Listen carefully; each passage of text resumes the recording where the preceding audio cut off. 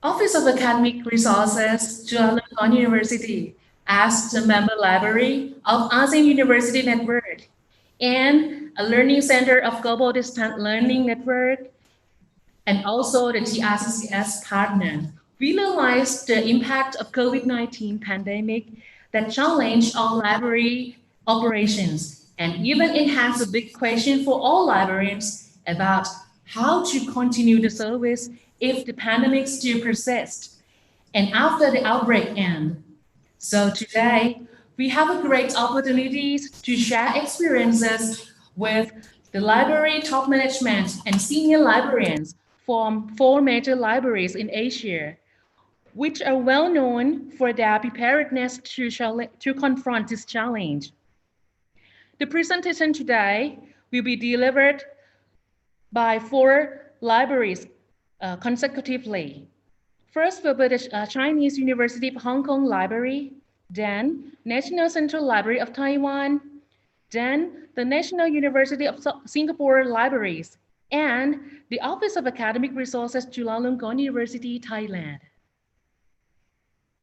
Right now, may I invite our director, Associate Professor Dr. Amon Petsom, to give a welcome remarks to all audience and the speakers. Please welcome.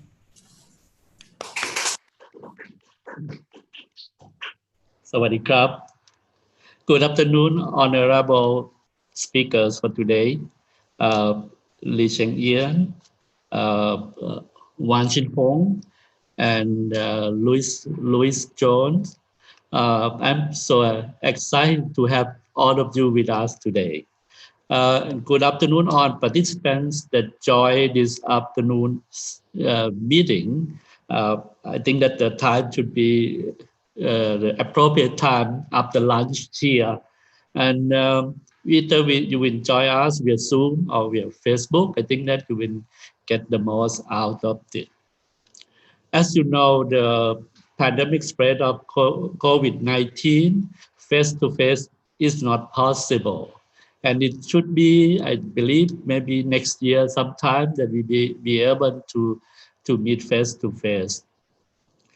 We have to live with a new normal life, which I don't know what we're going to do after that. Especially the spreading of COVID-19 still goes skyrocket. Today we have more than 200,000 new cases around the world. So please stay safe and try to not to get the infected.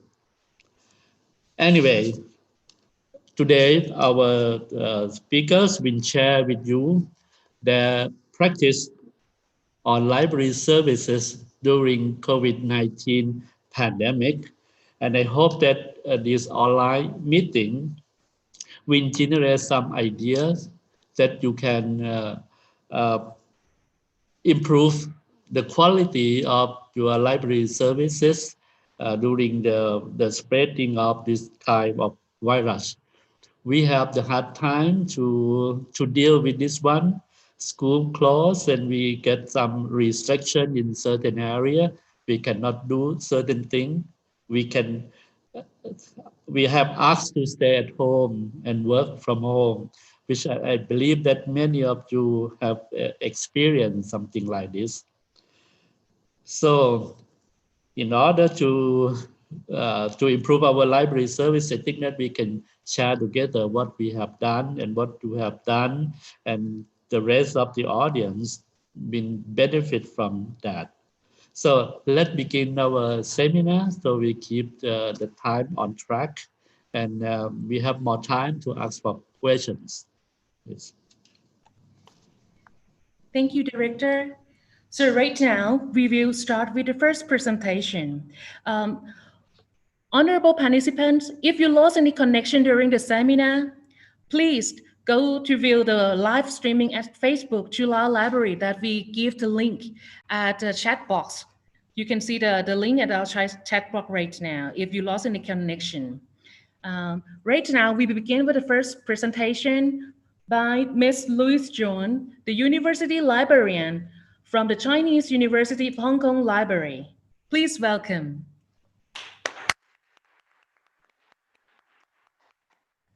Hi everybody, can you see my screen?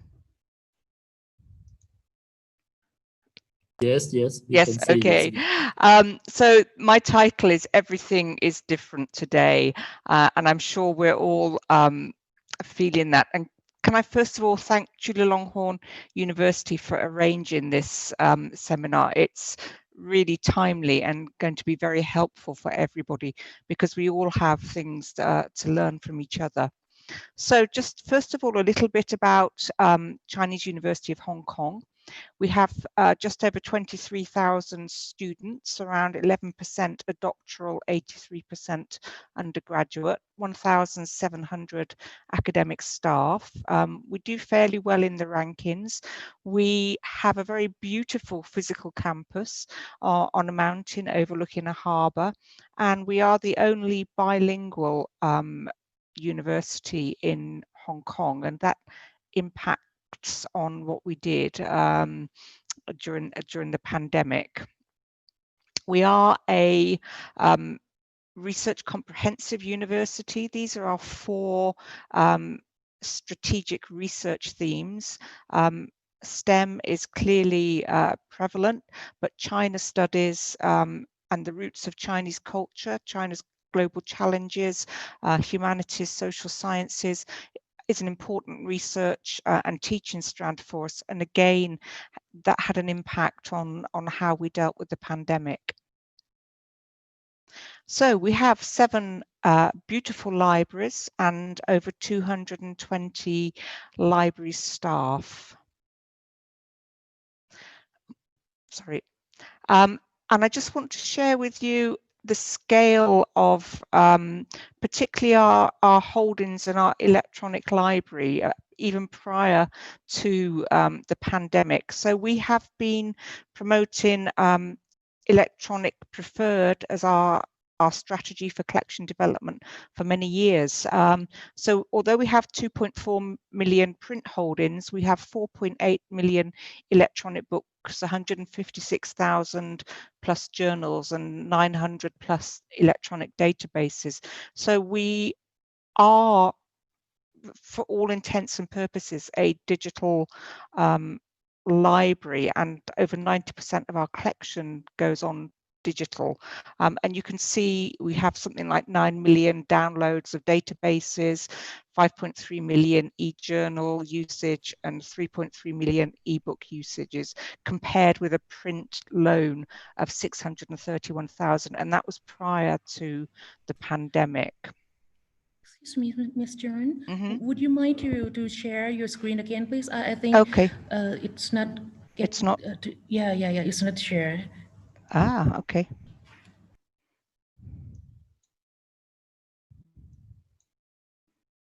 Can you see it now?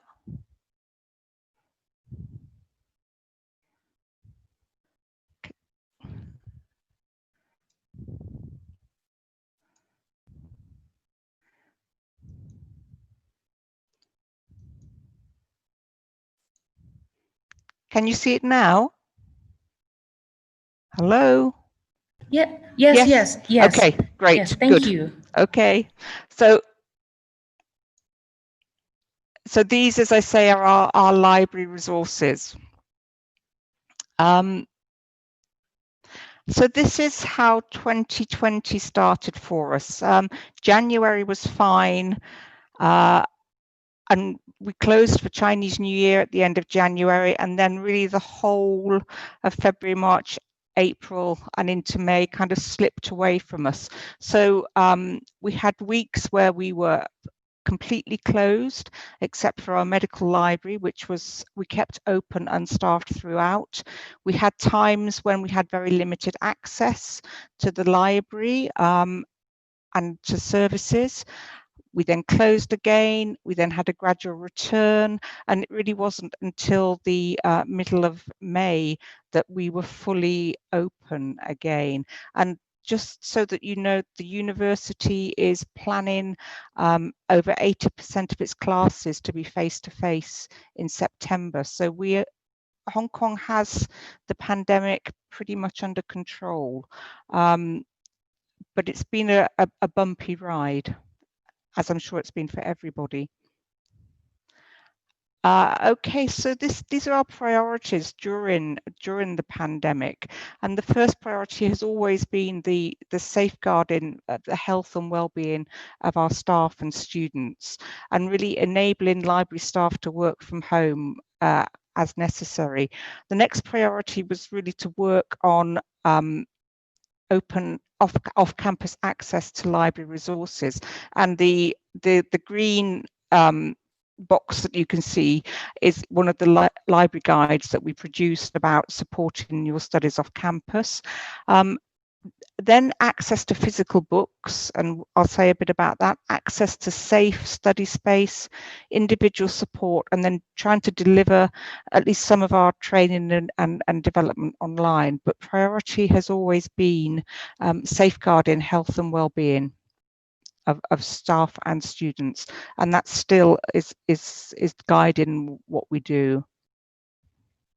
So working from home, we were, I wouldn't say fortunate, but we'd had experience in end of 2019 with social unrest with working from home. So we very quickly knew what we needed to do. We loaned out notebooks to our staff. We made full use of Office 360, SharePoint, and the university introduced Zoom, and we did online training for Zoom, and we changed our library system privileges so remote work could be done at home. We've really focused on communication with our users.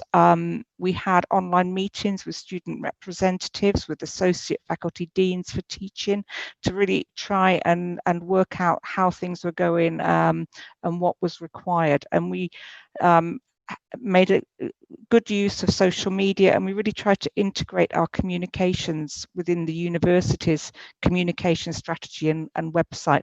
And we develop more learning objects, for example, how to use ebooks and new libguides.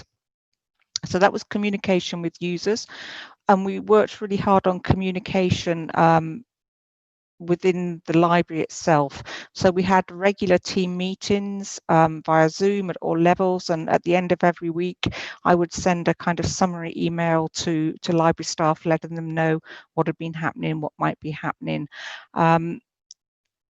And we really tried to deliver a whole range of tasks from home. Inquiries, acquisitions into library loans, scholarly comms, it was amazing. And I'm sure you're all doing or have done the same thing. We had staff delivering webinars on data mining from home, and we actually managed to continue with some of the normal work. So we, for example, we released a new digital collection. So working from home, there were obviously limitations, but we managed to deliver. The key for us was really how people access electronic library resources, and I'll show you some data in a minute. Bearing in mind that we already had a really significant digital library, we still found that there were areas where we could do more. So we set up a print-to-e service for books where we only had the print. So if you went onto the library catalogue and found there was a print-only copy of a book, you could press a button and request a digital copy if we could acquire one. And I'll say a bit about how that worked out. We actually tried to, for our course reserve books, our heavily used textbooks, for example, we really tried to acquire an e-copy where we could. And again, there are limitations to that, which I'll talk a bit about. We did some on-demand digitization of books where there was no copyright issue. And in fact, for the course reserve books where there were local Hong Kong publishers, we contacted them and asked for permission to digitize, and that happened in some cases. We established a digital course pack service. We've already always had a print course pack service for many years, but we've got additional funding from the university to very quickly establish a digital course pack service. Previously, locally archived television programs could only be viewed on campus. And they're used for teaching, so they were made accessible with permission via our VPN. Some of our reference collections we turned into loan collections. Some of our digitized special collections that were standalone in the library we made available remotely. We continuously updated the temporary free resources from academics, and we tried to work with the university to bridge what we call the digital divide. So some students had problems with notebooks, so we took over responsibility for a student notebook loan scheme, and we helped with testing of a new China-based VPN. This is the result of our print to electronic service. So we had over nearly 8,500 requests, and we're still doing this service. And the bulk of them, 82%, came from students. Fulfillment rate overall was 24%. So there is a long tail of material where we could not purchase in any way or couldn't get permission to digitize a print version. In English, the fulfillment rate was 31%, but in Chinese, it was only 13%. So that's still a challenge for us. And you can see that 44% of the requests actually came from our arts and humanities students. The next highest was from social sciences. So there is still this long tail of print that our students require, particularly the postgraduate students. And we've gone some way to meeting their needs, but not all. And just wanted to share these statistics. So you can see that our inquiries dropped by 57%, but most of the inquiries were really about the loan periods. I can't bring my book back, what am I going to do? So it was quite heartening to see that some of the problems with access to digital resources were fairly minimal.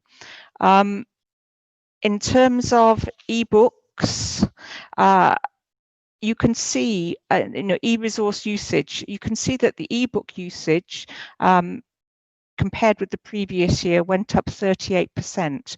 Usage of our journals and our databases was static, didn't go up, didn't go down. And that's because I think they're already there, but clearly the ebook usage was something that people hadn't been using before. They'd been using the print more, and it's really pushed that up. And in terms of in-person visits, I'll say a bit about that, but really it was very, very limited, a 92% drop in actual visits. So what did people do when they actually came, these 21,000 visits that we had during the period? Well, we clearly made sure that staff who were there had daily masks, gloves, hand sanitizers, wipes, health declaration forms. We changed the shifts, flexible start, finish time, and staff that really had health problems, or we have staff who are pregnant, they carried on working from home. We opened very, very limited study space, just the ground floor and basement of one library. Lots of social distancing, intensive cleaning, removing soft furnishings, bring your own device, Wi-Fi printing only, no group study rooms. Gradually, as we got closer to the exam period, we opened up more study space. We had reduced opening hours, no staffed service counter, and we had a book retrieval service with self-checkout. In terms of books and book retrieval, you can see the total number of books retrieved during the period was nearly 12,000. but that was a 79% drop compared with the loans of the previous year. And our busiest day was 263 requests, so we could actually cope with that. We automatically have extended loan period, use automatic renewals, and overdue fines have all been waived, apart from course reserves. So we've tried to make it as easy as possible for people to borrow. So the new norm, we're open now, but as I say, not as we were before. We continue to focus on staff well-being, with masks, gloves, flexible working, etc., as best we can.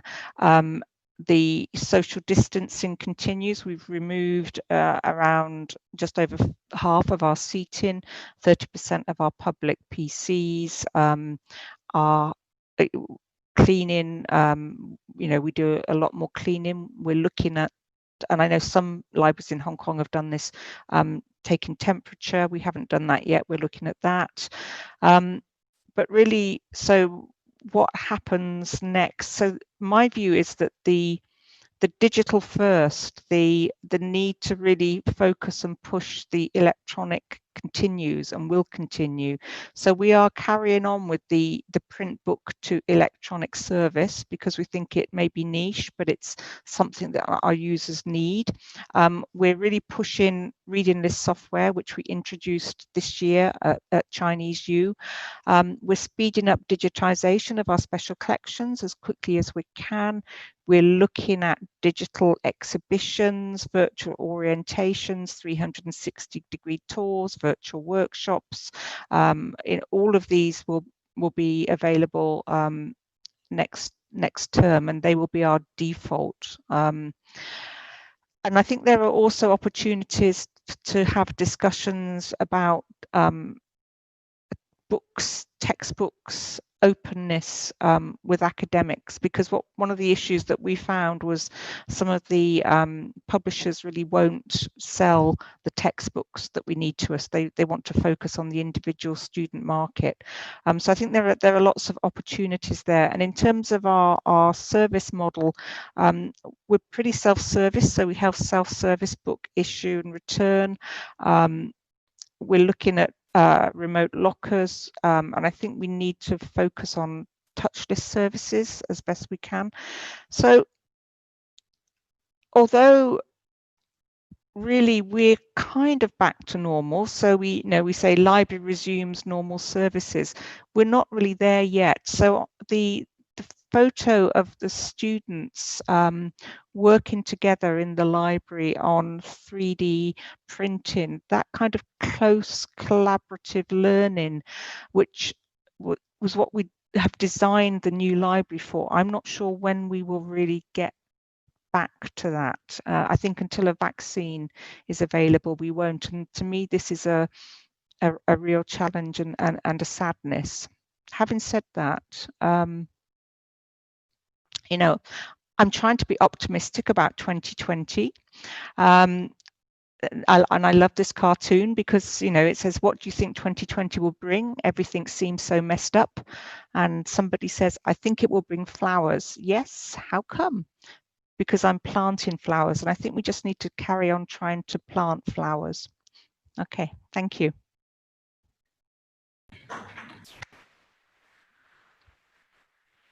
Thank you, Ms. Jones, for a wonderful presentation.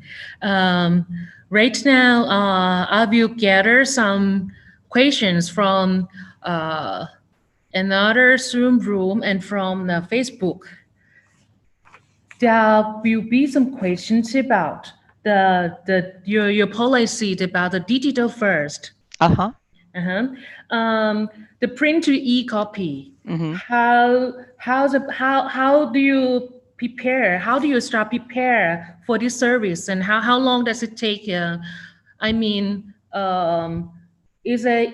service could immediately release once the lockdown occurred or something like that?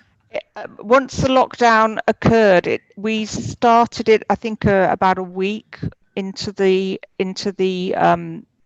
into the lockdown.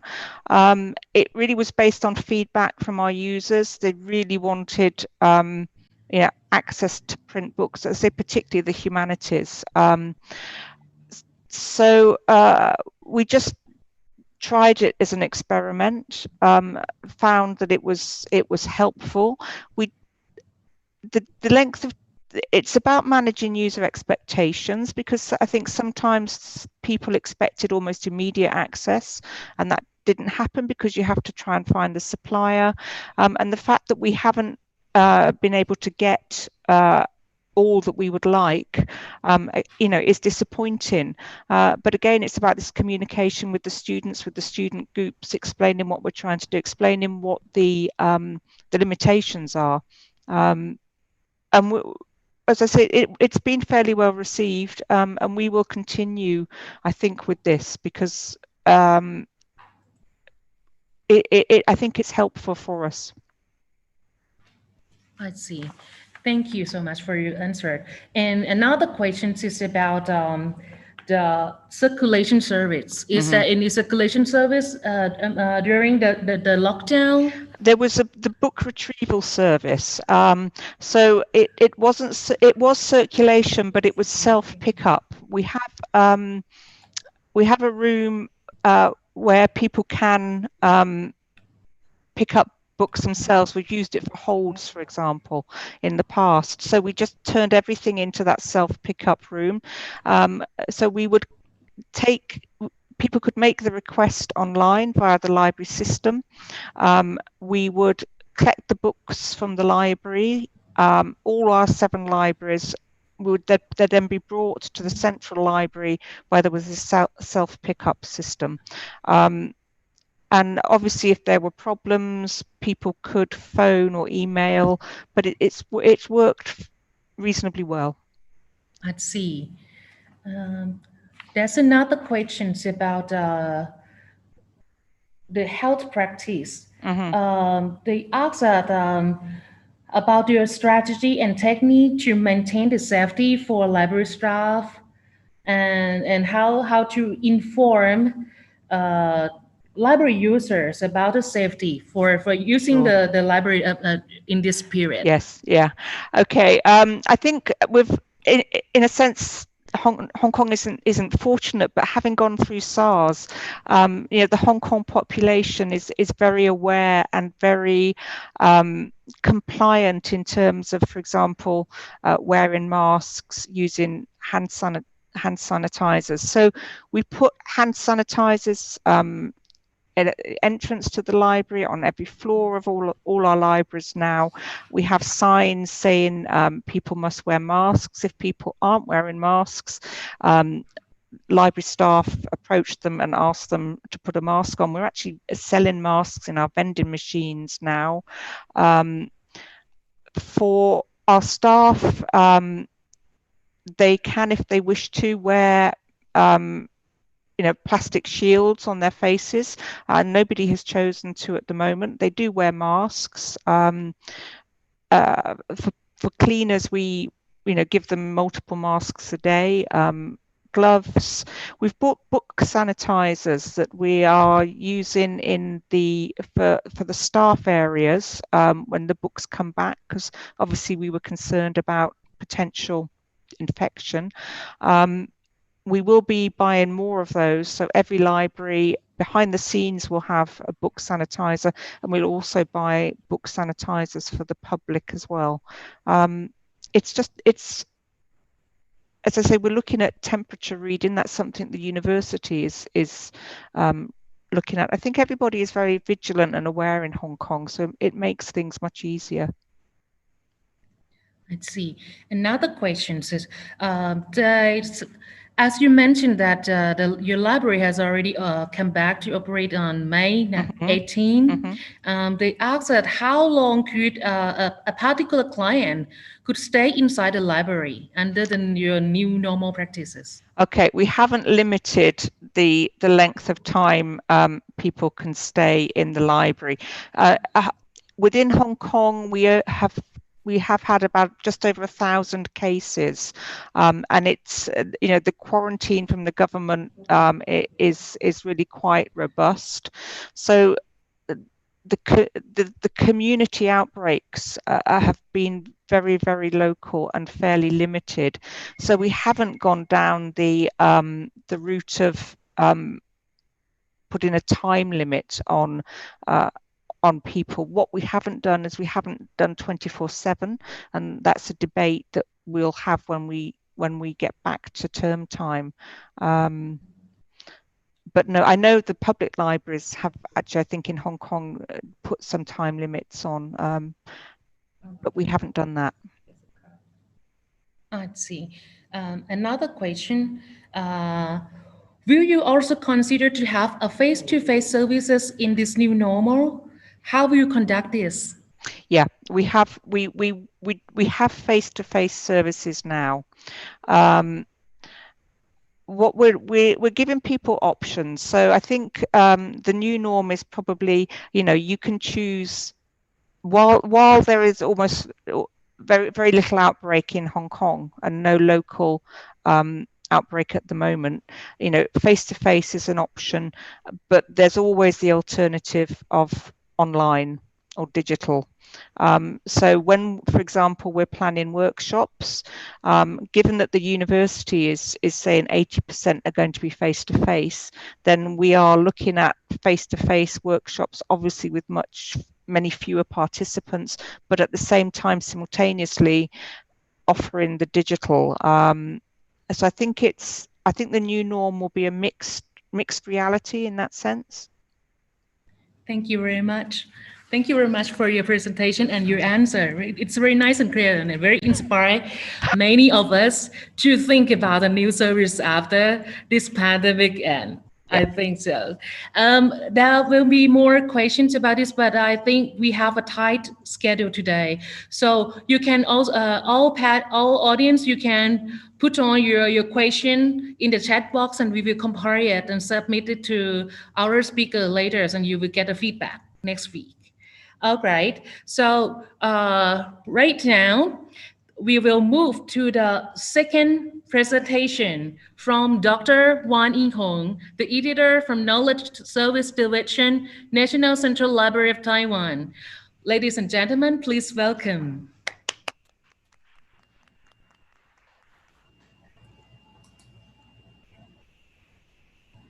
Good afternoon. Wait. I'm Wan Yinghong from National Central Library in Taiwan. Today's topic is International Experience on Library Service amid the COVID-19 and the future new normal in Taiwan. Our library set a COVID-19 response group very fast, so we can respond to COVID-19 crisis immediately. I will share our COVID-19 experience on library service with you.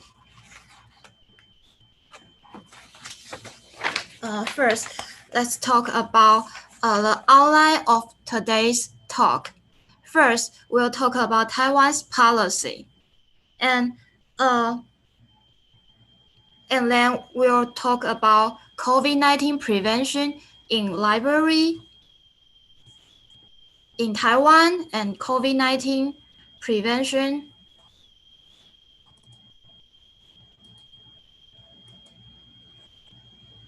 in public library, central library, and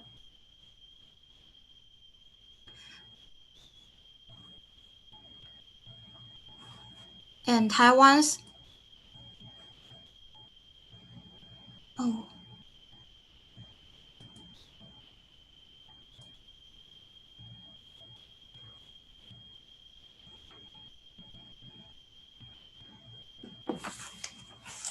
and Taiwan's other national library. And Last but not the least, the future of library for post-COVID-19. First, we'll talk about Taiwan's COVID-19 prevention policy. We have name-based mask distribution system. Is put in place from February, and online system is put in place later in March.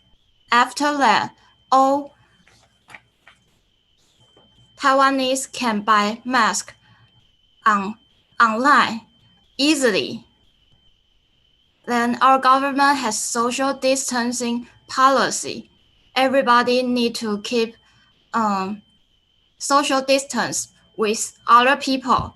It's 1 meter with other people outdoors and 1.5 meters with other people indoors. Besides, we have limits for gatherings and assemblies. So let's 100 people indoors and 500 people outdoors. So we need to follow this government policy. Our library will follow the same rule in the library. The COVID-19 prevention action in public library. For example, in Taipei Public Library, users need to measure their temperature before they enter the library, and users need to wear a mask in the library all the time.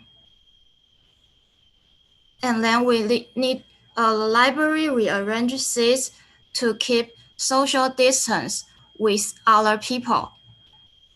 Name-based admission is necessary, so users need to provide their personal information before they enter the library.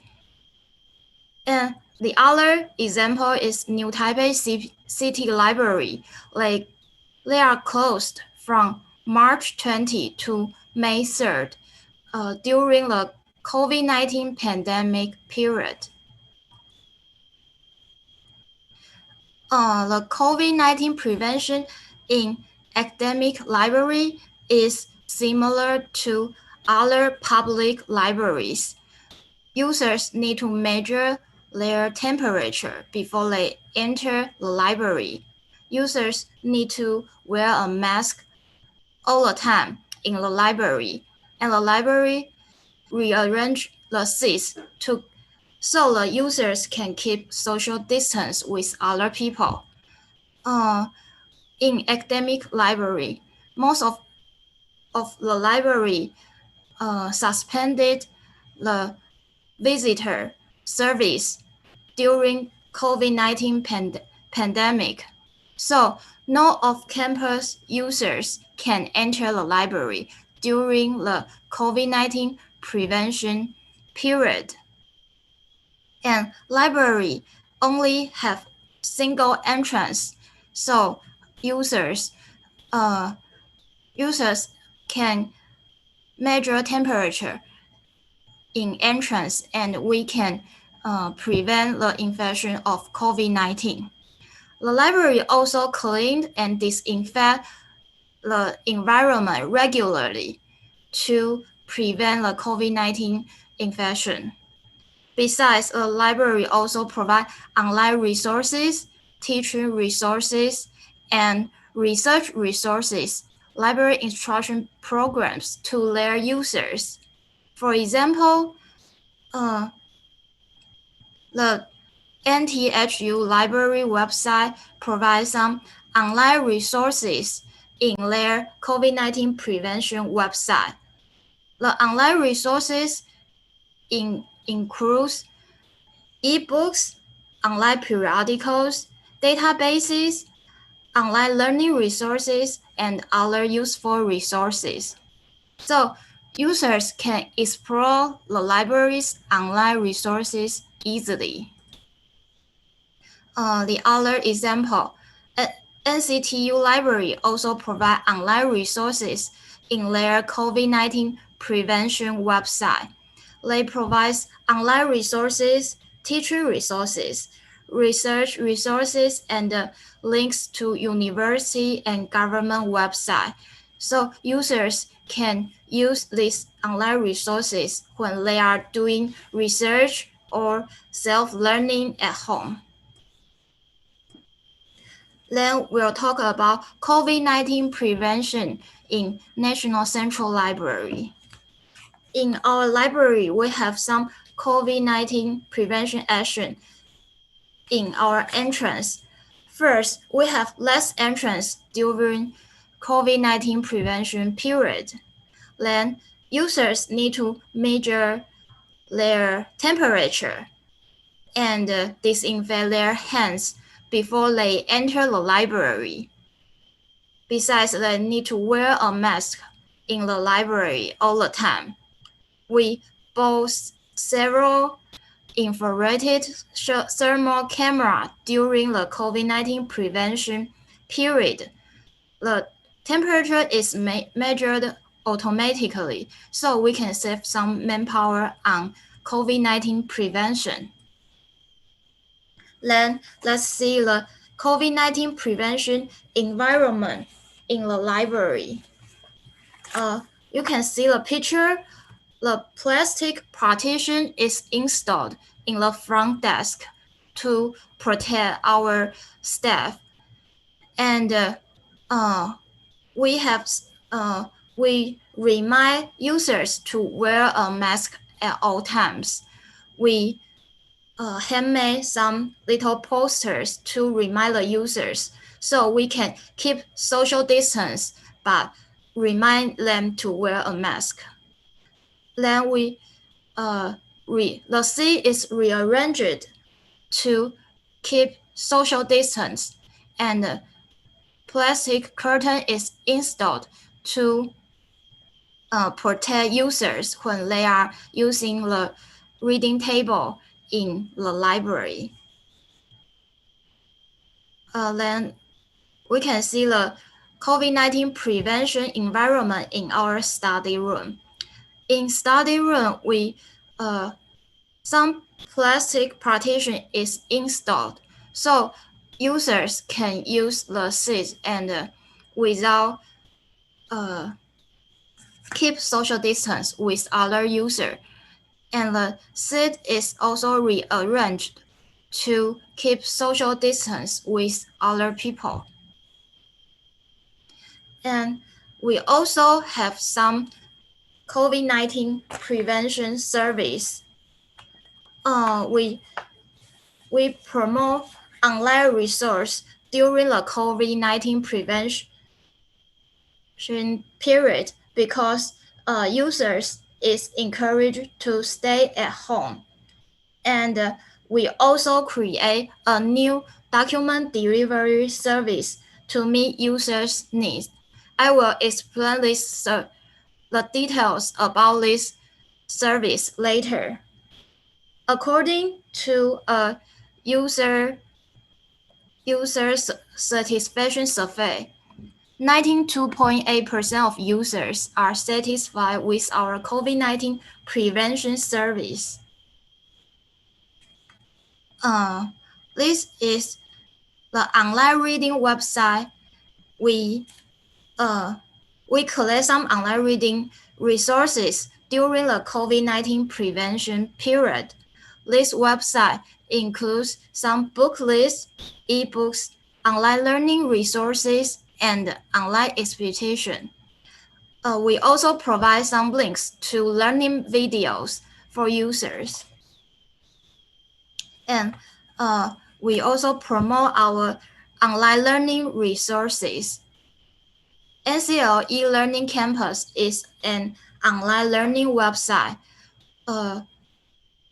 There are some online classes in this website, such as library professional class, humanity and art class, popular science class, Chinese study class, and language learning class. So users can attend online class to learn something during COVID-19 prevention period.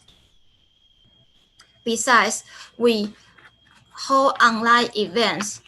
We have Chinese opera performance online, so users can watch live Chinese opera and hand puppet show. They can enjoy the show at home and relax. Besides, we have summer literature lecture series. We still continue to have this lecture series, but we also have live broadcasts and encourage users to watch live broadcasts at home. And we also has less seats in the lecture hall, so less users can go to lecture hall, but more users can watch live broadcasts everywhere. And our digital reference resources is promoted during this time. Users can ask reference questions via LINE or digital reference website. They can use LINE to interact with the librarian, and the librarian will answer the question as soon as possible. And then I'll talk about our new document delivery service. We create this new service because users want to obtain the collection in the library, but they have difficulty to go to the library during the COVID-19 pandemic. So they can request for a photocopy of journal articles or a chapter of dissertations online. This service is open to the public in Taiwan, and users can choose to use delivery service, or they can pick up the document at the front desk in the library, and they can pay for this service online, so they don't need to contact with other people.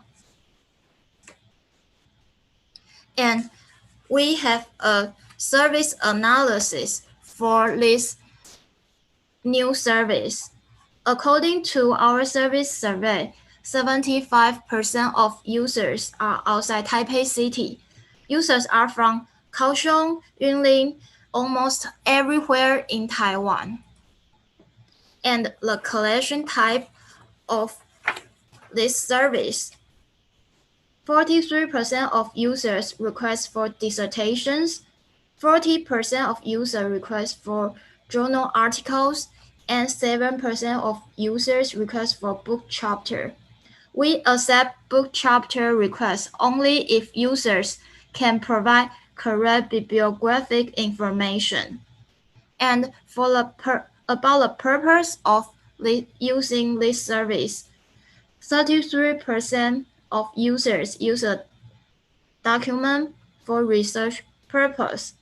26% of users use a document for self-learning, and 5% of users is for class, 4% for work. According to the survey, most of the users are for research purpose. This service can support users' research and learning during the COVID-19 pandemic. And we also have some service analysis about the education and age of the user. 57% of the user holds a bachelor's degree, 28% holds a master's degree, and 9% holds a doctoral degree. The results for age analysis are 27% of the users is age 21 to 30, and 33% is age 31 to 40. 24% is age 41 to 50, and 8% is age 51 to 6, and 8% is over age 60. So a lot of users use this service. And the library has a public library online consulting plan. We use meeting app to organize and consulting conference with public library during COVID-19 pandemic period. And professionals and librarians can discuss online using meeting app easily. The new normal, the future of library post COVID-19. I think the library is changed after COVID-19 crisis. So the library can develop digital services to support users. Users can study and learn new knowledges at home. We can continue to provide online resources so users still can have access to sufficient resources at home. Besides, learning at home is necessary during COVID-19 crisis. Libraries can play a crucial role in online learning. We have abundant resources and advanced platform, so it is time to collaborate with teachers or educational institutions to support their research and teaching. Moreover, libraries can provide online communication platform and organize various kinds of cultural events online. People need to relax at this difficult time. We can do our best to make users feel better. Library can also create some self-service to keep so the users can keep social distance with other peoples. Users can disinfect books before they use, and users can have personalized service to prevent gathering. Therefore, users can still use library resource conveniently, even if they need to prevent COVID-19 infection. And I got some questions from attendees before the meeting, and I tried to answer some questions from attendees. First, how could we educate the people about current situation? I think we can kindly remind users to wear a mask and disinfect hands before entering the library. Therefore, they can protect themselves. If we care about other people's health, I believe they'll understand about the current situation. The second question is, how do libraries should prepare for research support service amid COVID-19? The library can collect useful online research resources for researchers, and librarians can provide online reference service to instruct users to use online resources. The third question, what new features of library service emerged due to this pandemic situation? First, e-books. Users learn to read e-books and use online resources during this period. I think users have time to figure out how to use e-books and the innovative platform, and they like to use it. Second, digital reference. More users are willing to ask the librarian questions online, and we are willing to answer questions online too. So that's my experience. Is there any questions? Thank you very much, Dr. Hong, for your nice presentation. It's very resourceful and see a lot of example from your library service that could inspire us, give us a lot of idea. Right now, we have some questions from the Facebook Live. Our attendees say that, do you have restriction regarding to the copying of your library materials? For example, journal, dissertation, that you send for the document delivery services. For example, only a certain percentage of the work can be photocopied. Yes, the users can only request for one chapter in a dissertation and one article in a journal. So I think this service is similar to interlibrary loan service, but some libraries is closed during the COVID-19 pandemic, so we just send it to the users directly. I see. Another question is about your document delivery service. Our librarians from Philippines asked about how do you handle the service for the far area and for the remote area, because I think. So we use delivery service to deliver the document. The service is so if they have delivery service, we can give the users the document they need. So you give the real real one. You send a physical book or just send a copy of chapters or something like that. A photocopy of the chapter. I see. So how about the cost? I mean, it's subject to each user request, including the photocopy cost and the shipping cost also. They need to pay for photocopy for us, and they pay for delivery service to the delivery company. Yeah, so they pay for them directly. I see. Another question that they asked you about, is there any e-copy service? I think they mean that if they request a book and you scan for them, is there any service like this? Most of the book has a restriction on scanning. So we photocopy the document, but most of author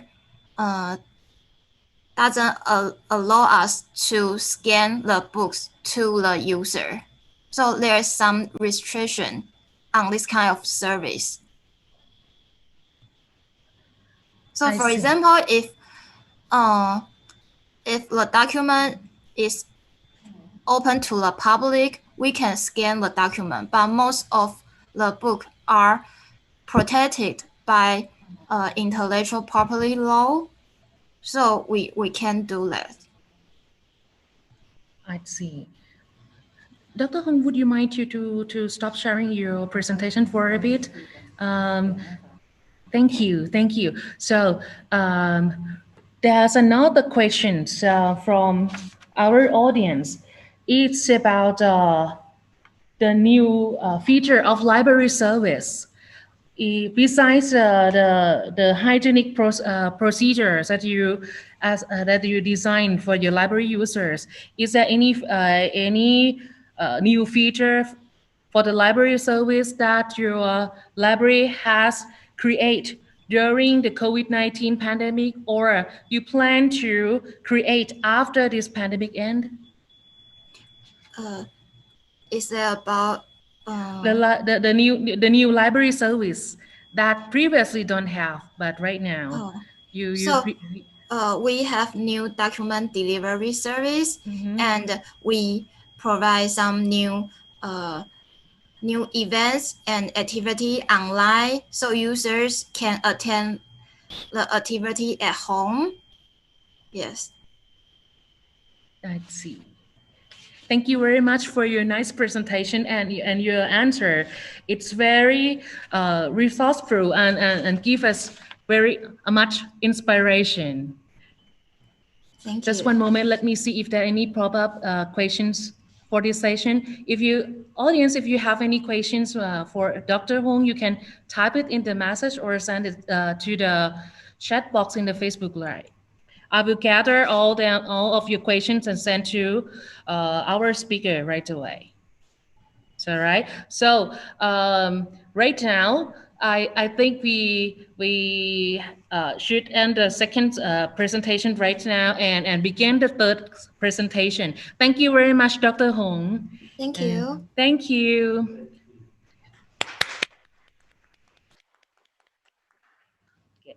So the next session, may I invite Mrs. Sheng En Lee, the University Librarian of National University of Singapore Libraries, to give us the presentation. Please welcome.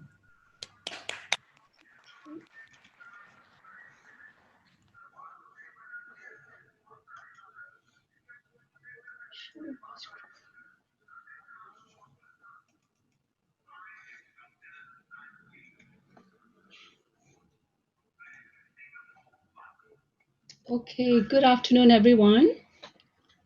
I hope you can see my screen. Thank you, Professor Amon, for inviting me to share NUS Library's experience. And thank you to Pim for organizing this and coordinating this whole seminar. In the next 20 minutes or so, I will very quickly discuss, and it's going to be very brief, the actions taken by Singapore, NUS libraries, and how we managed and prevented the spread of the virus. So in Singapore, when the virus was spreading very, very rapidly, there was a multi-ministerial task force that was set up by the government, and it was chaired by the Minister for Health and Minister for National Development, with membership from several ministries, including the Minister for Education. So this task force communicates advisories, they communicate the response, they worked with international community that like WHO, and to direct the whole of government response to the coronavirus 19 outbreak. And then the Ministry of Education will then in turn communicate advisories to institutions of higher learning, to other institutions, and to schools. And subsequently, of course, the National University will then respond accordingly, make decisions, and then pass advisories to the whole of the NUS. So as you can see, just a little background, the context for the National University of Singapore. As you can see from the data, the statistics here, it is a very, very large university. It has a population of 42,000 students, 4,000 researchers, and 2,500 faculty members. 8 in 10 undergraduates go on study abroad programs to gain global experience. So at NUS, the president and senior management in the crisis response team coordinate the advisories from the MOE, and then they communicate guidelines to the university community. So circulars are issued on a regular basis as the situation evolves. So as you can imagine, when the situation was getting really, really sort of volatile, the senior management team was like working around the clock to make decisions, tough decisions, and to ensure the safety of everyone. So one tough decision that they had to make was to do immediate recall of all students and staff from China and subsequently from parts of the world. NUS Libraries, of course, is the largest, since NUS is the largest and oldest university in Singapore out of 6 universities. NUS Libraries is also the oldest and largest academic library in Singapore. So we operate 8 physical libraries, one more than Louis, and a mega digital library.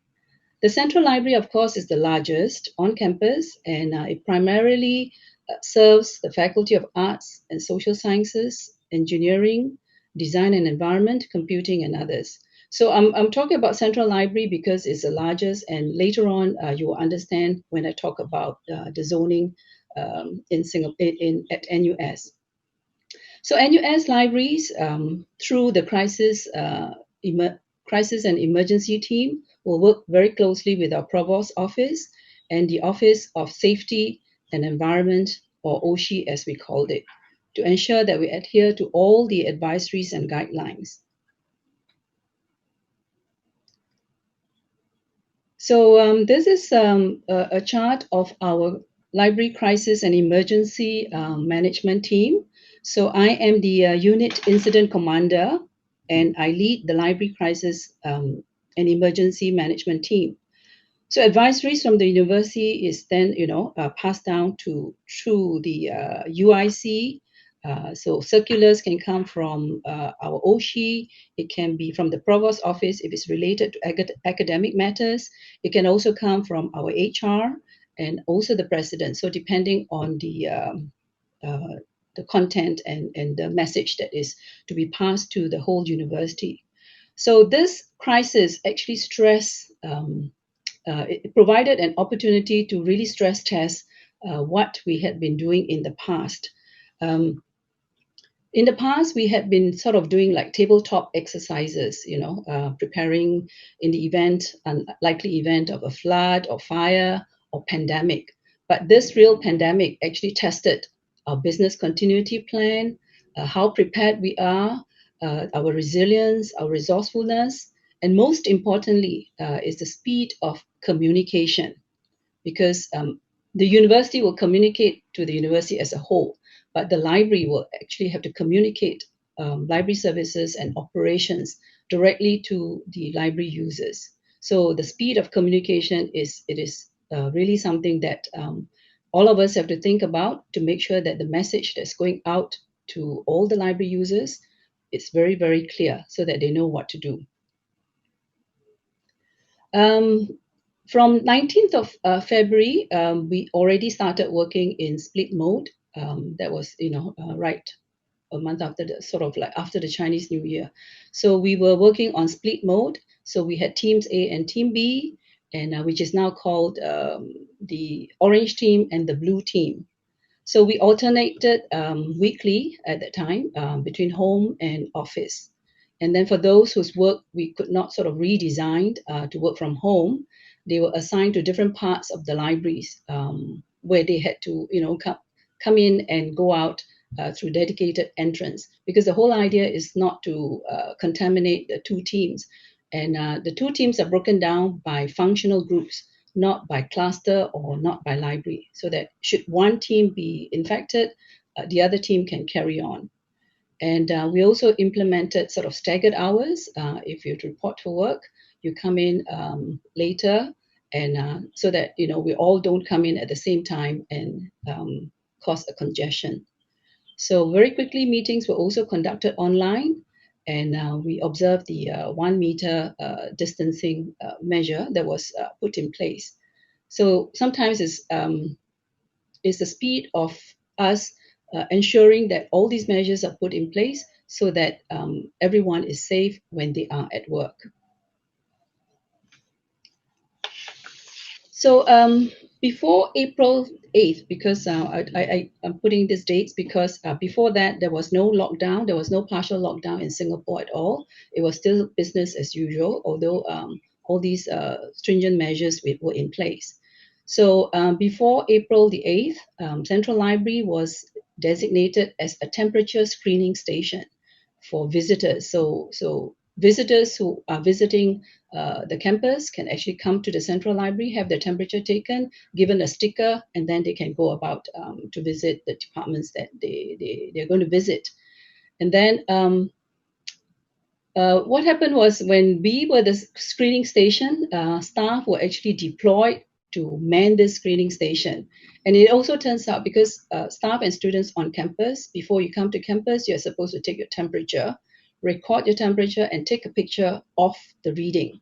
So some students who did not have personal thermometers then came to the central library, and we became their sort of their stop, their pit stop before they went for their lectures to have their temperature taken. So this was something that was entrusted upon us, and we had to make sure that the students had their temperature taken before they went for their classes. And also, when the distancing was in place, we had to mark out queue lines, we had to mark out tables to tell the users that these tables or chairs should not be occupied. But we felt that we really had to do more, so we started removing chairs instead, because if chairs were just marked out, students will still just occupy those seats. So it was a sort of a, all of us were sort of put together, went down to all the floors, removed the chairs, and moved them to somewhere that the students could not get their hands on the chairs.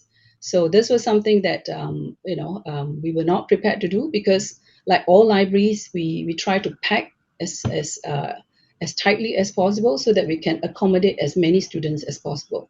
But with the safe distancing measure, we have no choice but to remove all those chairs. And this was a critical period for our students because it was nearing the final exams. So of course, when we started removing chairs and started, putting all the safety measures,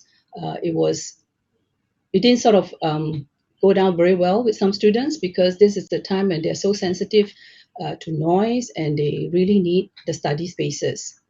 And in addition to that, we also closed the library earlier instead of opening up to 9 p.m. in most of the other libraries. So we only kept the central library open up to 9 p.m. And then over the weekends, we were closed. So like all the other libraries, there was, we had posters, we had, reminding users to observe safe distancing. We had staff going around to patrol, and we also increased the frequency of cleaning. So this was before the 8th of April. And then Singapore applied what it called the circuit breaker, a partial lockdown, restriction on movement in Singapore when the number of cases actually increased quite rapidly. And this was also because the government was testing more intensively those people who are from the dormitories, particularly the workers who were put in the dormitories. So they were all tested, and that's why the numbers actually went up quite high. So the government then imposed the COVID-19 Temporary Measures Act, which was enforced on the 8th of April, which means stricter restrictions to control the spread. So the first 4 weeks of partial lockdown, or what we call the circuit breaker, was then extended to the 1st of June. So when the circuit breaker was imposed, the campus was also closed. So immediately, all lessons were conducted online, or what we call e-learning. But before that, classes which exceeded 50 were already online. And the other action that the university took was to conduct all face-to-face exams and tests and replace them with alternative modes of online assessment. So the exams went on, although the university was closed, but exams went on as per normal, but in a different format. So from the 7th of April, all university staff, they had to telecommute, except for those performing essential operations. And all research activities that cannot be conducted via telecommuting was also suspended. Then from 8th of April, all libraries were closed. this is the first time in the history of our libraries that the libraries were closed completely to all users. So before the notice actually went out, we allowed users to borrow as many books as they can carry, and there was sort of the loan period was extended, and we assured them that there will be no fines. So this was something that we could do to help them, because for the next 4 weeks, the libraries will be inaccessible to anyone. So during this, of course, during this pandemic, there were lots of changes. We converted face-to-face classes to e-learning. So the library team conducted 30 sessions for about 650 students just for 1 month alone. So very quickly they had to learn Zoom, because we had not been sort of doing e-learning a lot. We did some for flipped classroom and all that, but not really conducting everything online. So the librarians had to help each other, teach each other how to use Zoom, and to use the Zoom, how to break up into smaller groups for discussions, and so forth. So apart from Zoom, of course, the librarians also used Microsoft Teams, Google Meet, Telegram to share documents. So again, these are all very new to our librarians, because we, like I said, we do use them, but not that intensely.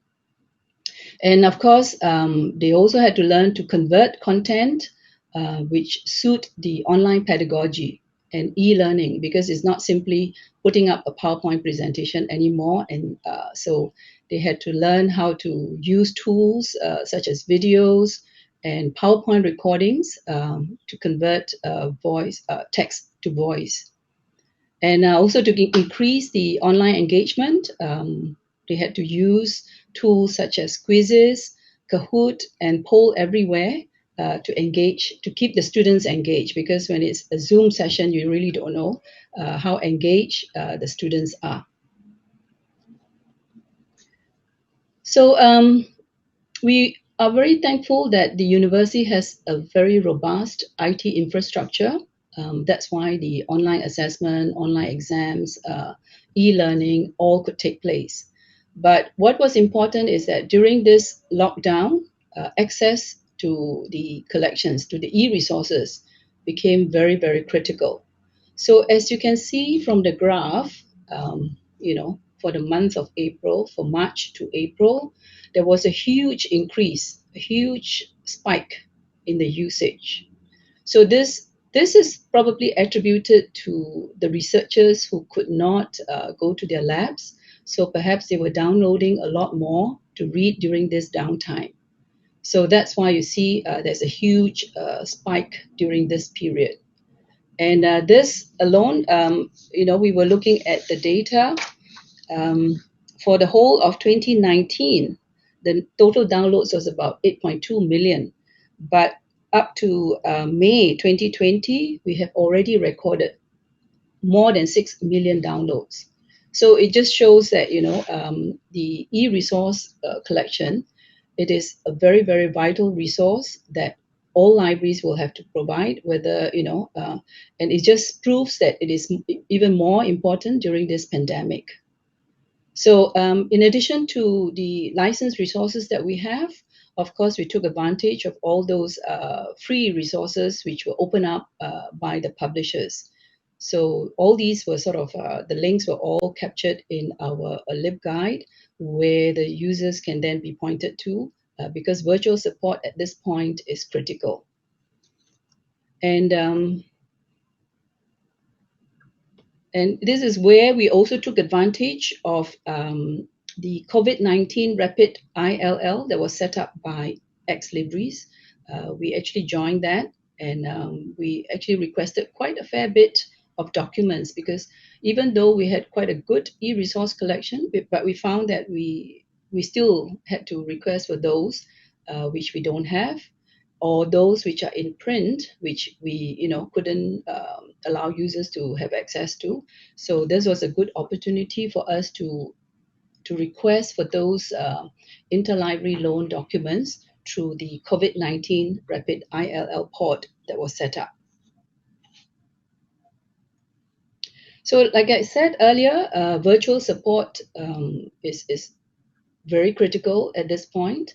As a matter of fact, we are still closed. We're not open yet.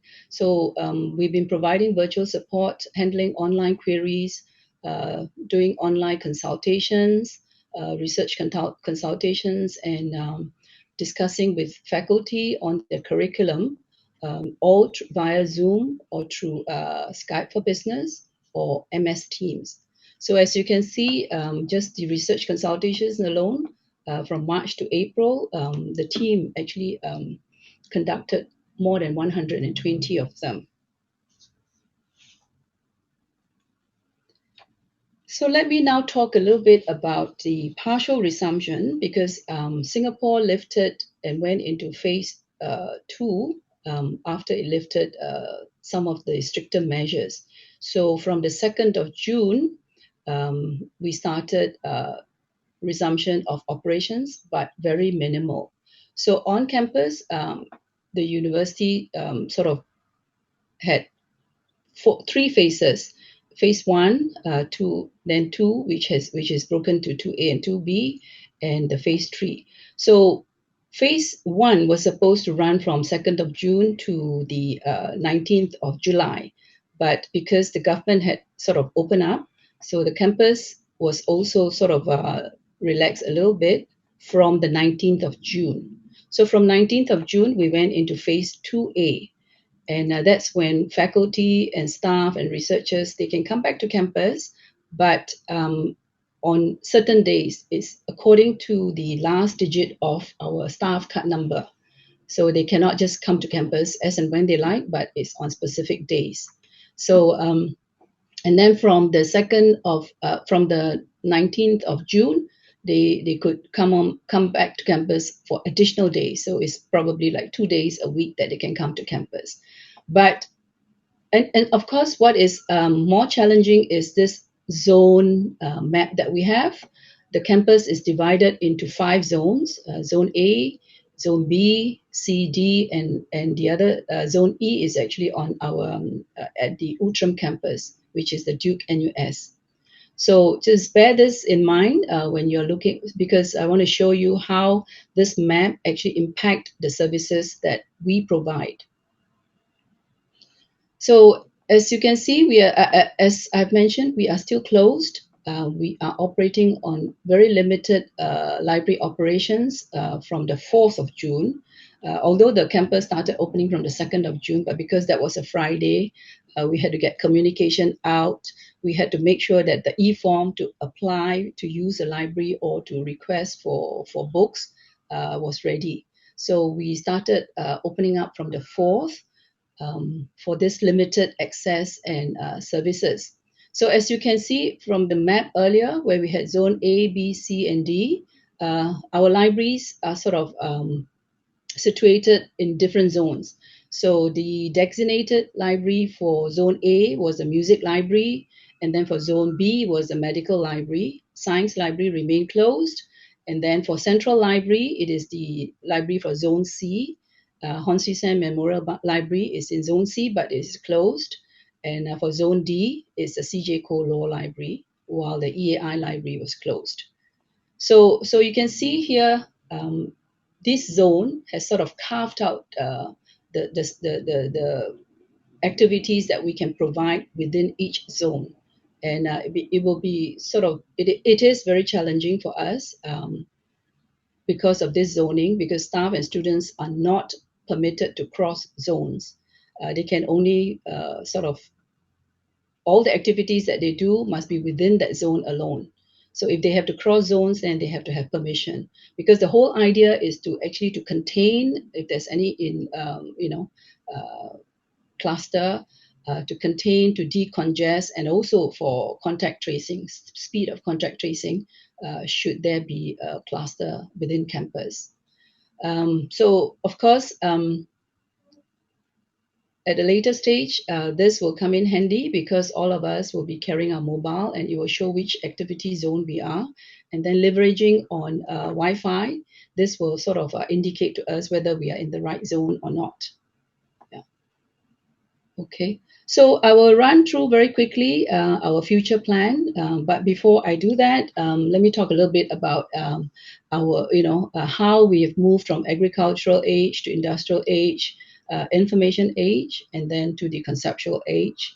And this is where we, when we talk about conceptual age, is where we provide both the physical and the virtual space for our staff and students to create, to innovate, to invent, and to serve. So, but what is critical is that for every library, you must have a strategic plan. So the strategic goals and the outcomes will keep us grounded as to where we are going. But of course, with the COVID-19 situation evolving every day, so sometimes you see numbers going up, then you get worried. So things may, although it may be opening up, it may shut again. Like in some countries you've seen open up, and then there's a sort of like another wave of infection. So we have to make sure that our strategic goals sort of can be changed as and when the situation calls for it. But for us, the strategic outcomes that we want to achieve, this part does not change. We want to achieve, what we want is to facilitate student success, advance teaching excellence, create value for the world, increase research visibility and impact, and of course enhance organizational excellence. So all these do not change, but it is our strategic goals here that may change. The actions within each goal may change. Advancing student learning, accelerating digital scholarship, and scholarly communications, and so forth. So this is a roadmap for us, but it will be changed as and when the situation changes. So as for the new normal, where we are now in the vacation period. So because it's vacation, so the demand for service is not that high, because a lot of students are not supposed to be on campus. Right now, we are only opening up for students who are taking the special term part 2, so they can come to campus when they have to attend face-to-face. So like I say, face-to-face is only for those with smaller group. Anything below 50, you are permitted to hold it a class on campus. And then of course for those e-learning days as well. So students who are taking the special term modules are permitted to come to campus on the days when they have face-to-face lectures. So turning our attention now to the new academic year, which starts in August. We are in the midst of preparation now to make sure that we are ready when we sort of open up our services in full. So we're preparing that to make sure that we are ready when the students come back. So for now, we are still telecommuting, and I think when we start in August, this will probably be the norm, that we will telecommute as much as possible, or if we have to come in, then it will be staggered reporting hours. Staff will continue to develop new skills through e-learning. Our university subscribes to LinkedIn Learning, and there are lots of online courses in there that our staff can take. Data literacy is one of them, but the university saw the need for this special for data literacy, and what happened was, during this downtime, because it was felt that you have more time, maybe when you're working from home, you can attend a data literacy course, and this was specially curated for all the administrative and executives at NUS. But sometimes it can be stressful when you are working from home and you have demands of your family, and then you have to ensure that you complete some courses. So it can take a toll on some of the staff. Research skills, the classes, research support and consultations, it will continue to be both online and face-to-face. So for now, it's all online, but I think when it comes, when August comes, we will have some face-to-face classes. But all these, we would definitely have to take the cue from the university, because we cannot make decisions on our own. The provost office will decide, and then the advisories and guidelines will be passed down to the library. And another aspect that we will look at,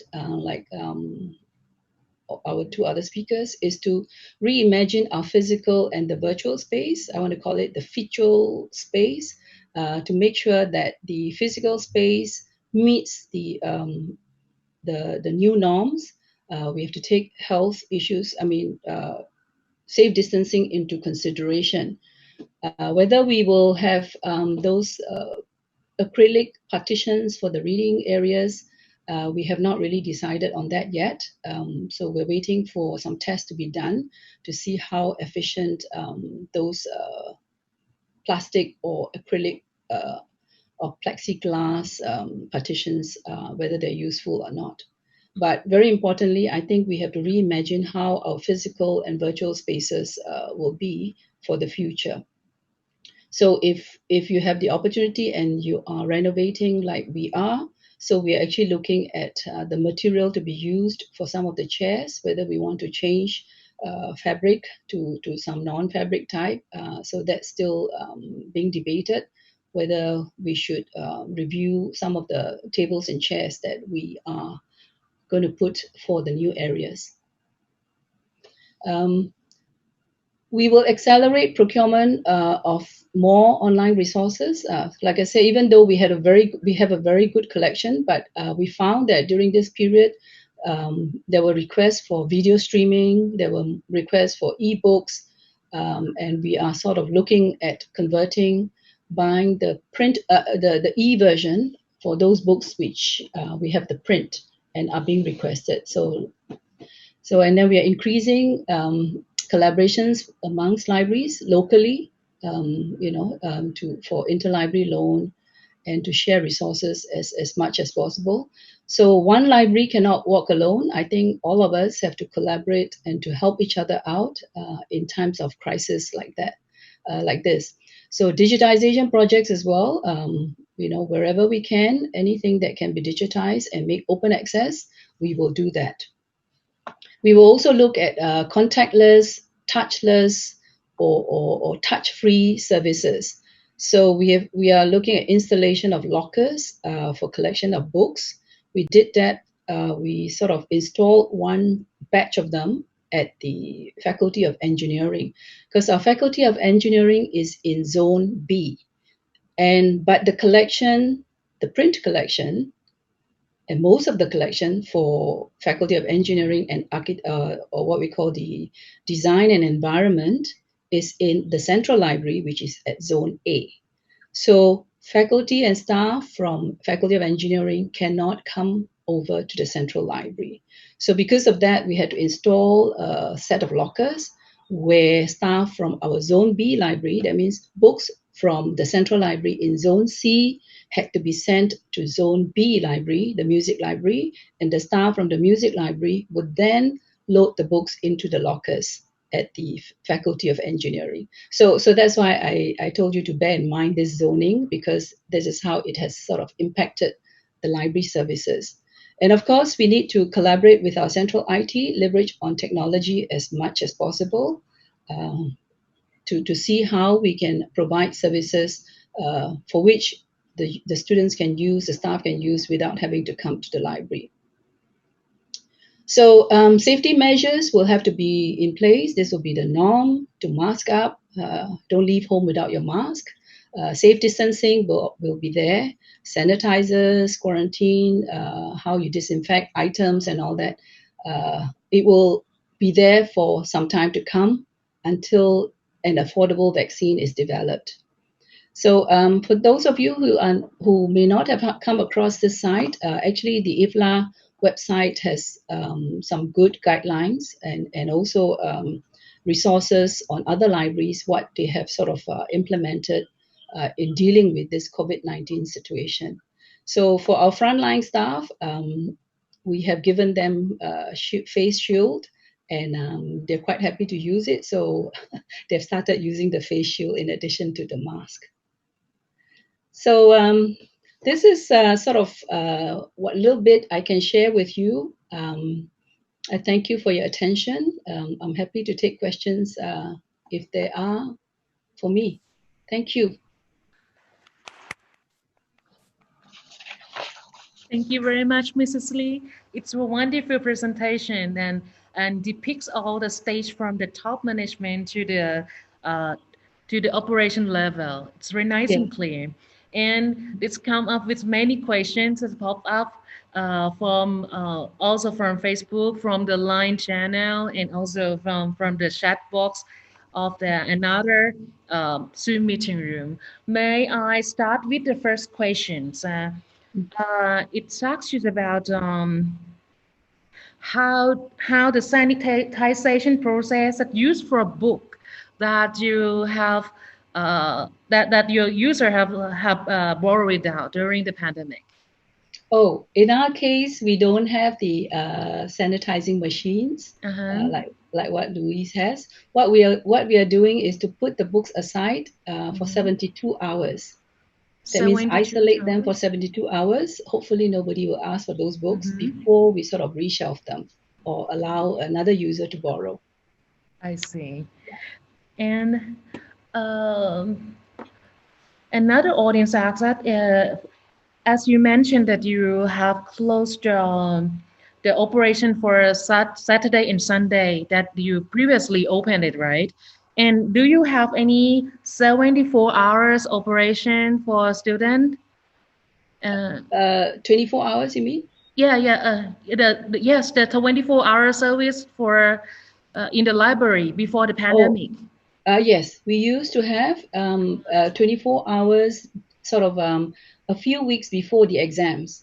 I see. We don't open 24 hours throughout, except for our medical library. There's a room that's open 24 hours. But for our central library, we only open one floor, and that's only during the exam period. I see. And how would you plan to handle this service after this pandemic? So for now, we don't think we will be able to open up the 24-hour service yet because there needs to be some monitoring. So not immediately because right now we are just sort of planning to open for August. So not the 24 hours opening yet. I see. Another question.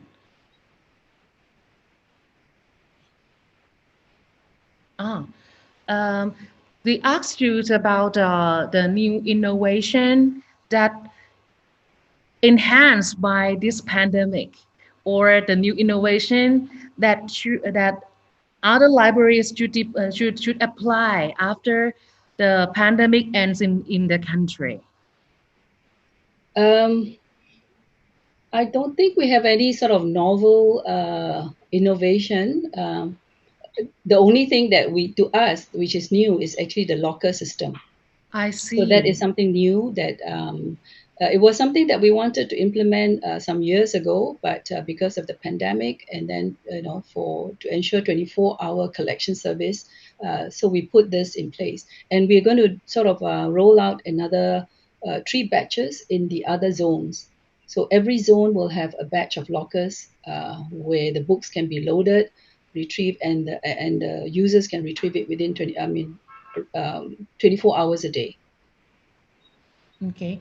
Another question.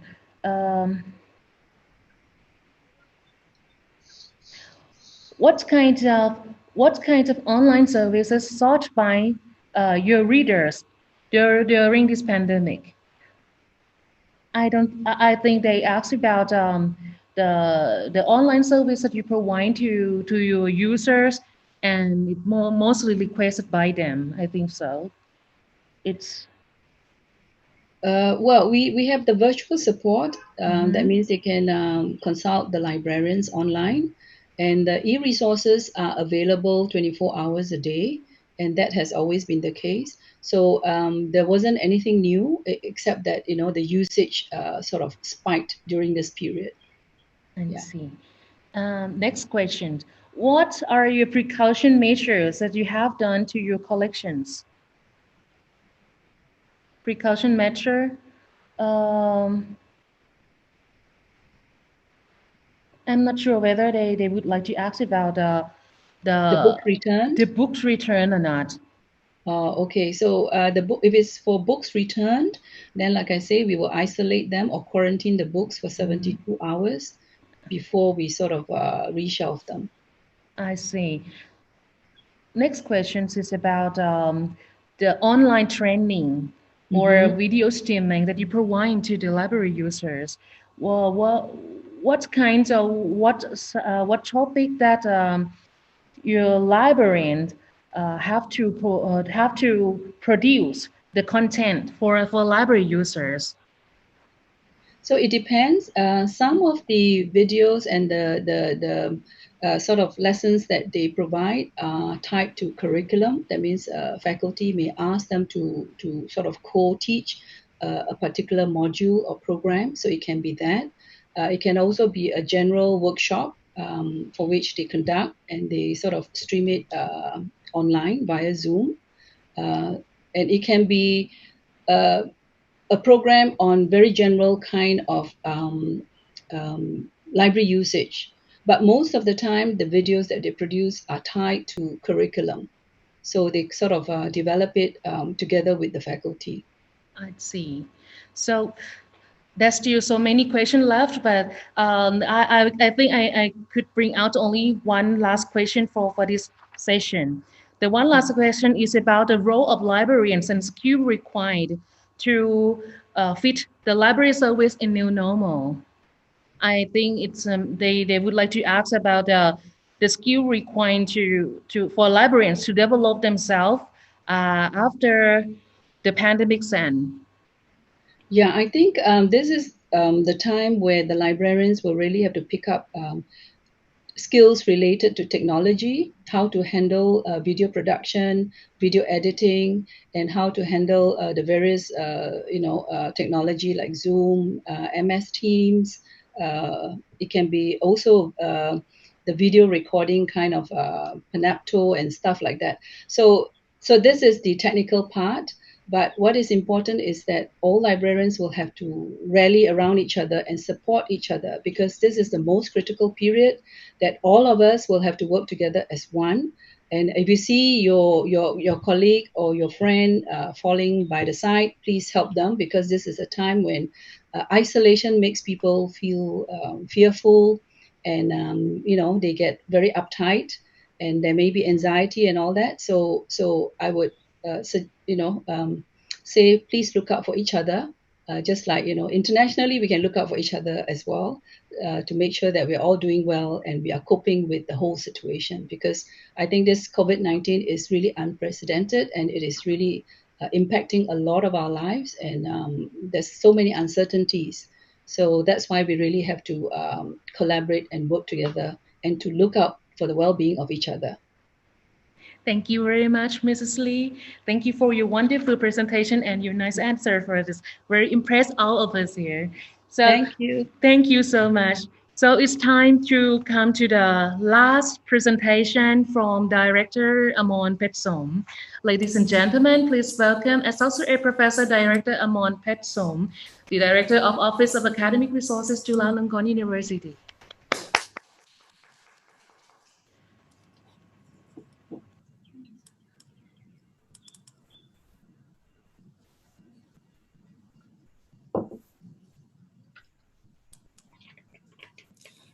Good afternoon, everyone. I am sure that you have listened to the wonderful lecture from the previous three speakers. And now I would like to share what we have done during the COVID-19 pandemic at Chulalongkorn University. Let me make a brief explanation of the university. Chulalongkorn University was established in 1917, and now we have about 38,000 students with about 2,800 faculty members. Central Library is the main library, and then we have also some libraries in different faculties and institutes. Now, during the pandemic's spread of COVID-19, I would like to share with you what we have done and what we will do next. before I go with that one, I would like to show you what happening in Thailand. We detect the first case of the COVID-19 sometime early in January. And then the number of patients increased, but not very much. Until the 1st of March, we have report of the first COVID-19 death. And then at that time, we still working as normal, as you, nothing restrict on us yet. Until 26th of March, then the government put on the emergency decree. That means that all of the place where lots of people have to come together have to be closed, including school, universities, and so on. So the university closed from 26th of March, as well as the library. But before that time, we realized that we have to work, we have to change something in order to work during that period of time. After that, in April, right now, this time of the year is almost the end of semester.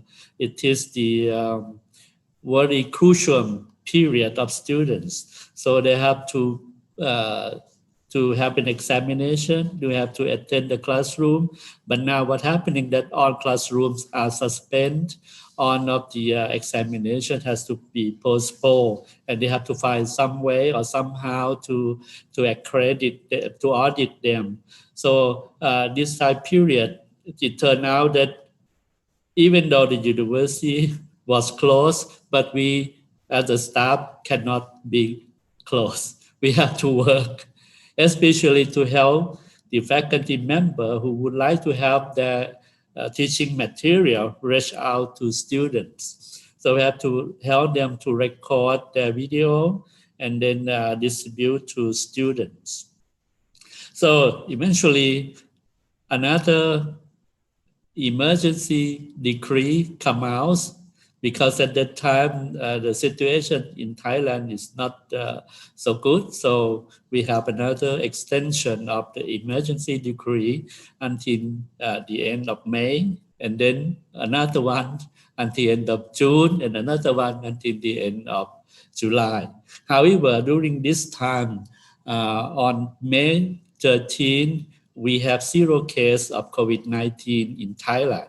Yeah, that's the first time.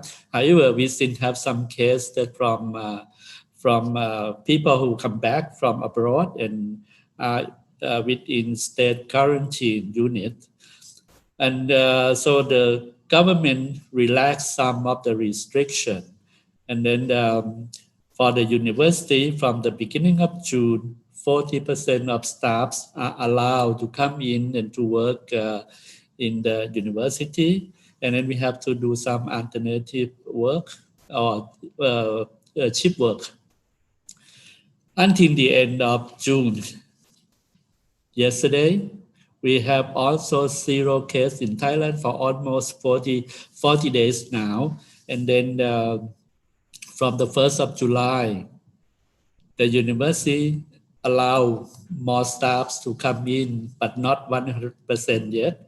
But students are not allowed to be in the university except in certain circumstances that they are allowed to be in the university. And we expect that they will be back from the beginning of August. During this time, the library have to do so many things as well, because even though it's officially closed, but unofficially we have to help students and we have to help staffs. We begin to have some delivery, material delivery from sometime in April until the end of May. So this is the situation of COVID-19 in Thailand up until now. Now, what we have done in the university, of course, we have to take care of our health concern of our staff and students. So stay at home, stay safe is very effective because COVID-19 cannot transmit very far. It has to be a certain distance that it can transmit it. So social distancing is very important. And safety first is the something that we have to educate our people. So we stick to our 5 agenda to do to combat with COVID-19 at that time. So first of all, we have to make an awareness to all of our staff and students how to prevent COVID-19, how to educate them about COVID-19, and then we have to update the situation of COVID-19 every day. For prevention, we push on digital signage, we put on voice announcement, we put on poster, we try every channel of social media to reach out to them. We gather information resources on COVID-19, seminars, activities about COVID-19, just try to educate them as much as possible. We put the screen in the front of the elevator to update the situation of COVID-19 around the world. So this one is from Johns Hopkins University. If you look at the left-hand side of screen where I stand, you can see the list of the country who get infected with, who get cases with COVID-19, and at the bottom, Thailand, just on the first page at that time. But now Thailand is some place about 95 or 96 place out of the chart already. Safety first, we have set up screen point. We have to provide surgical masks for staffs and students, provide sanitizer, hand gel, hand soap, install automatic water taps in all of the restrooms, just to avoid touching as much as possible. We set up the area of the university based on social distancing, and then clean up equipment, kiosks, elevator, and some other places where people has a tendency to touch regularly. Suspend on activities that could lead to crowded conditions, make a big cleaning and disinfecting of the library building. For example, on screen point, we have to have the thermos check for body temperature for everyone who want to get into the library.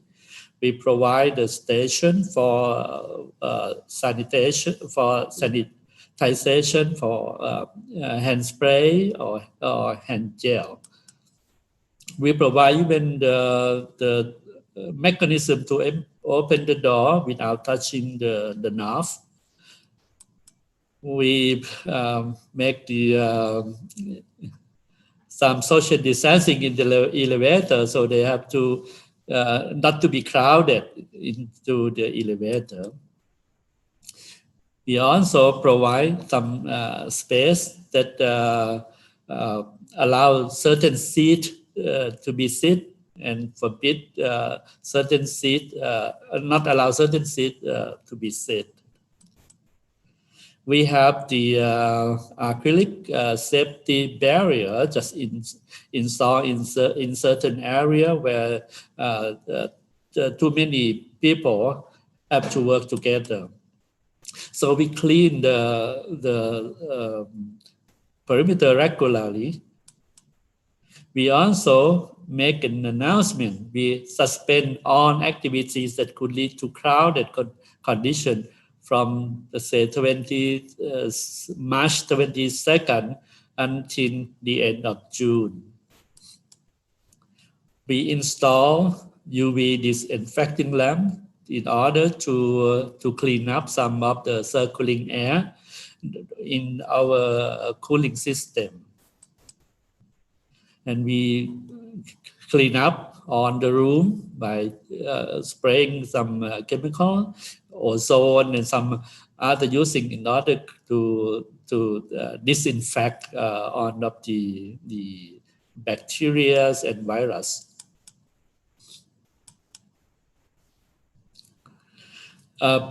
Staff can be work from home.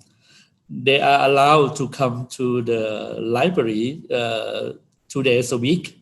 They can work from home 3 days a week, and they have to alternate work shift. Some of them may work this week, some of them may work another week, just to avoid crowded inside the perimeters. All of the students and staff use CU Next as the online platform on mobile, so they can do so many activity on their mobile device. They can view library account. They can extend the loading period. They can request for book delivery. They can renew, they can check file, and so on. So they can do something like this by using the mobile phone. Now, since the effect of COVID-19 will create so many discomfort to students, especially they may be worried about filing. So the finding that on the book that they cannot return, so we waive all of them until the end of August, and we extend on books due date until the 1st of September, extend membership expiration date for another 6 months. We deliver books to students, faculty members, and researchers to their residents if they want and if they request it. Now, during that time, as I mentioned to you, even though the library is officially closed, but inside the library, a couple of certain people certain staff had to come and work. We have statistically, we have 618 patrons that request for 2,083 books. So we have to pack and send by post. Now, to return the book back, we ask them to send by post as well. And we quarantine that return books for 7 days to make sure that if there's some contamination with the virus should be gone by that time. How to support the new normal?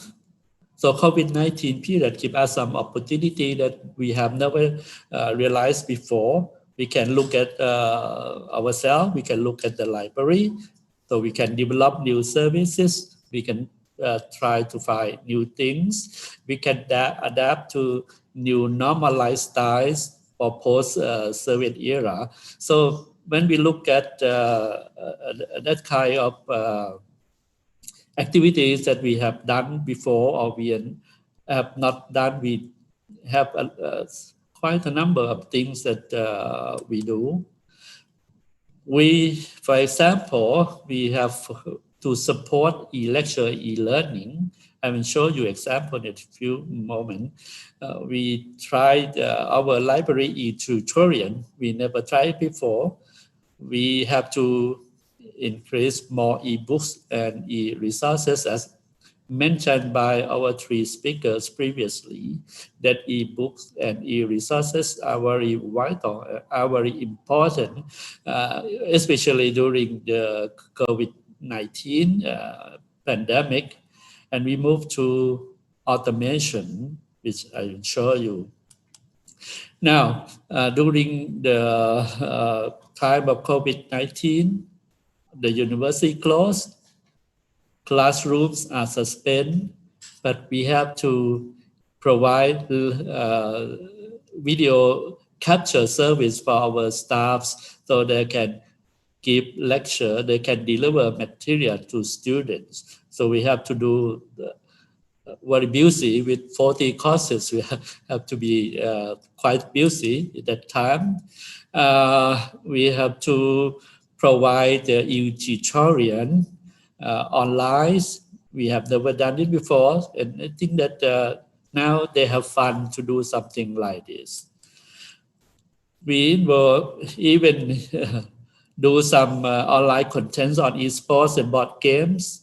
Normally, we have to invite on gurus on esports and board game to come to the library, and then they can give a talk to students or show the student how to do that. But now we have to do it online.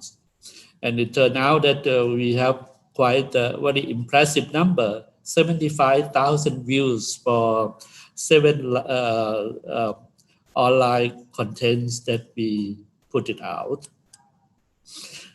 Of course, we have to emphasize on more ebooks and e-resources. However, with limited budget, we cannot put too many ebooks and e-resources. So we have to rely on IRL, or we have to rely on some other library as well.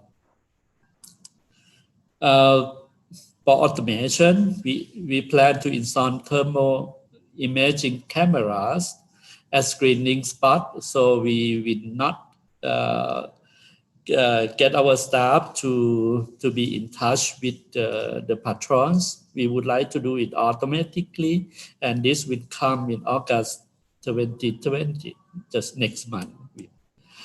We're going to put also UV disinfection system for books, also will coming in August.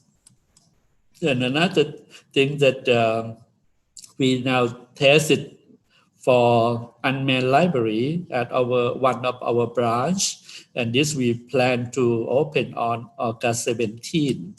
So we have now we testing the system that if when the student comes, they can get into the library, they can use the library, they can borrow books, they can return books, they can get out of the library. So we will not have any more staff to be on that perimeter. So now we test it, and then we plan to open this service on August 17. All of the operation had to comply with the government check-in and check-out. They call a Thai Chana platform. So everybody who come to the library had to scan the QR code before getting in, and scan QR code before when they leave the library. So this case, if something wrong or something happened, we can trace who come to the library at what time, and then we can, in case that COVID-19 infection happens, so we can get them back to check it. I forgot to mention one thing. Before our staffs are allowed to get in to the university, all of them had to pass the screening of COVID-19 before they are allowed to enter, to come back to work in the library. Now, in front of the library, we put on the monitor that people can see now how many people already in this building. We calculate that our capacity can accommodate 1,200 people based on 4 square meter per person. So we can accommodate 1,200 people at the time. And then at a particular time, they can see how many people already in the building. And this can be seen from our website as well as from the mobile application that we put on this one.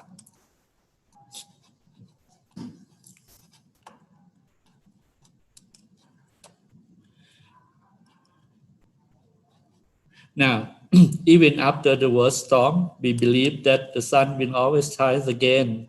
So we just cross our finger cross that eventually, sooner or later, we will get through with this, and we hopefully we will get through together, and then all of you are safe, and then we celebrate sunshine again. Thank you so much for your time and your listening. Thank you. Thank you very much, Professor Dr. Amon, for your nice presentation. Before we get to the last minute of this meeting, may I ask you to turn off your chat screen, and may I ask all the speakers to open your camera so that you can greet all the participants here. Honorable participant, you can open your camera right now so that you can see all the speakers and greeting with them all.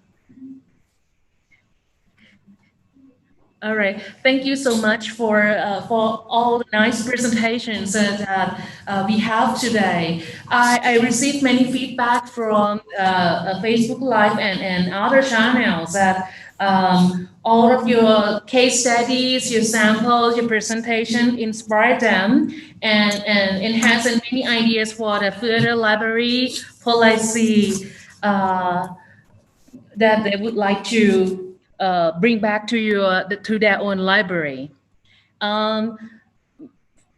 Professor Dr. Amon, may I pass your last question from another Zoom room? They asked you about is there any particular topic on e-tutorial that you are conducting?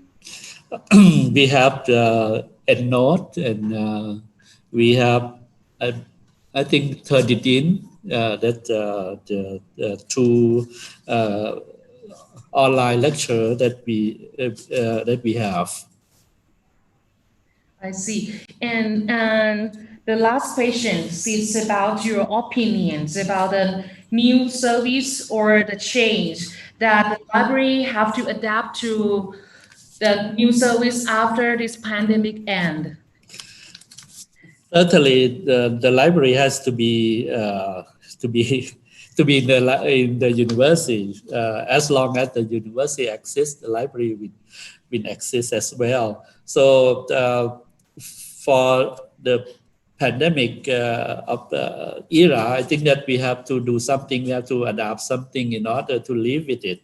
And then the COVID-19 will not gone forever. They will be with us. So we have to live with them, how to live with them, how to get safe from them. So in terms of library, I agree with one of the three previous speakers that we have to emphasize on e-resources. We have to emphasize on how to get the best quality of e-resources to deliver to students and staffs, researchers, as well as some public.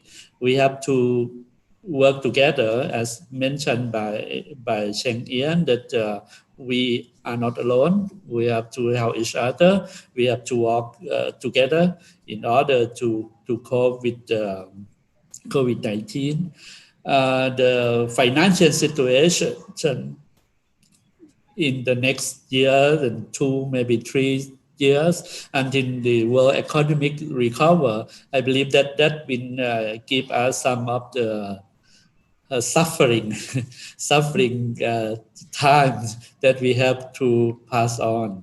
So work together. I believe that that will help, and of course stay safe. For that will be individually have to take care of. Thank you very much. Thank you very much for all speakers' presentation. Very nice and clear, and depicts many details and samples for all of us. And thank you for all participants to provide your time joining the session. Hopefully, the content today will inspire you for the future of library service. I think we quite stick to the time.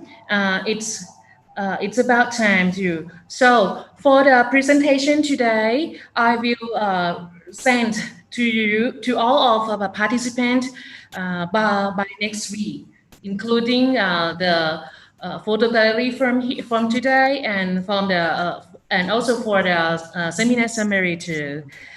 Finally, hopefully this seminar will be beneficial for you, will give enough fruitful ideas, and hope you keep in touch with us. Stay with us and we will release more activities for all librarians carried.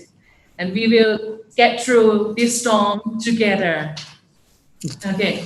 Lastly, I would like to ask you to do us a survey for this event so that you can suggest us for further topics that you would like us to arrange more. Thank you everyone for joining together today, and it's a very great time, great opportunity to see you all here. Thank you so much. See you next time. Please keep in touch. Thank Thank you. you. Goodbye. Bye-bye. Bye. Stay safe. Stay safe.